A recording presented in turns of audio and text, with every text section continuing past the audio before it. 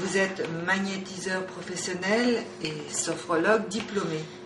Faut-il posséder un don particulier pour être ou devenir magnétiseur? Non.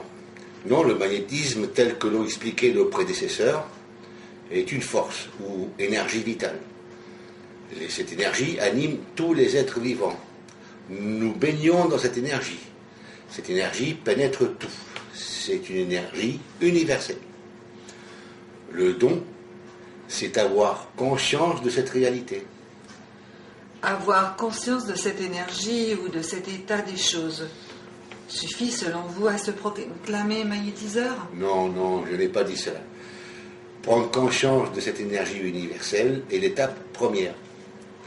Il est évident que pour comprendre et avoir les sensations du magnétiseur, un travail important reste à faire.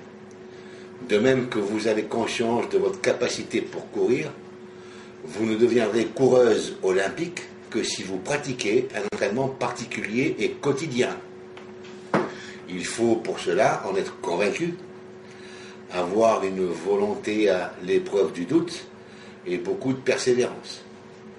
Il arrive parfois, mais rarement, que des personnes dégagent un puissant magnétisme spontanément. Ces personnes prennent conscience à cet instant précis de cette capacité qu'ils ont pour magnétiser. D'autres imposent leurs mains intuitivement. Ce qui prédispose les gens à magnétiser, c'est l'intuition, le ressenti, l'instinct. Finalement, nous pourrions dire que cette capacité instinctive est intrinsèque, mais nécessite un apprentissage pour la prise de conscience et une pratique pour l'application. Si j'ai bien compris votre réponse, vous dites que tout humain est en mesure de magnétiser, mais seuls y parviennent efficacement ceux qui développent cette aptitude naturelle par une prise de conscience particulière et un travail constant? Je répondrai oui, en partie. Ce travail vient à la suite d'une prise de conscience déterminante. Prendre pleinement conscience de cette capacité implique qu'il y ait eu antérieurement un cheminement.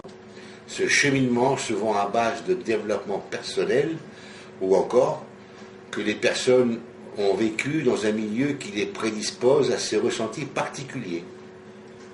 L'évolution dans ce domaine s'effectue sur plusieurs plans. Le plan du progrès, par l'apprentissage des techniques en magnétisme. Le plan de la conscience qui assimile les nouvelles informations acquises. Le plan du subconscient par un développement de l'intuition, d'une perception particulière et intuitive que crée cette initiation permanente. Je qualifierais cette progression de cheminement spirituel. Bien entendu, ceci n'engage que moi. Vous parlez de ressenti. Pouvez-vous me décrire ce que sont ces phénomènes? Assez difficilement. En premier lieu, il faut savoir qu'être magnétiseur, c'est vivre dans un état de conscience particulier. C'est une sphère vibratoire qui fait principalement appel aux intuitions, aux ressentis. La réflexion intellectuelle précède ces états de conscience, mais doit céder la place aux sensations intuitives. Être à l'écoute de son subconscient ou de sa voix intérieure en est la première règle. Quant aux sensations physiques en elles-mêmes, les plus courantes sont celles que l'on éprouve sur les mains, dans le corps, telles que le chaud, froid, picotement, vibration. Chacune de ces perceptions a une signification particulière. Le praticien peut ressentir des douleurs dans certaines parties du corps, plexus qui se bloque, gorge qui se serre, etc. D'autres esthésies sont faites d'émotions, d'images mentales. Il faut savoir que nous sommes une somme d'informations et que nous émettons un ensemble de signaux en direction de notre entourage indépendamment de notre volonté. Depuis les découvertes en mécanique quantique, nous savons tout cela. La théorie des cordes apporte des confirmations à ce que disaient nos prédécesseurs. Vous savez, il n'y a rien de nouveau sous nos cieux. Il suffit de lire un livre tel que le Kybalion, entre autres, par exemple, pour comprendre que tout dépend de la conscience et du mental. En tout état de cause, nous sommes dans un échange permanent d'informations et d'énergie avec tout notre entourage, minéral, végétal, animal, humain, et probablement avec d'autres plans de réalité non perceptibles par nos sens ordinaires. Il suffit d'être en syntonisation, de s'ouvrir à certaines perceptions, pour en prendre conscience selon une réalité plus sensible et intérieure. Ces perceptions deviennent par réaction sensibilisantes et révélatrices. C'est une sorte d'initiation exponentielle, intérieure. Il n'y a rien de surnaturel dans tout cela. L'on entend souvent dire que les magnétiseurs prennent le mal de leurs patients. C'est une fausse notion des choses. Je qualifierais cette information d'empoisonnement mental.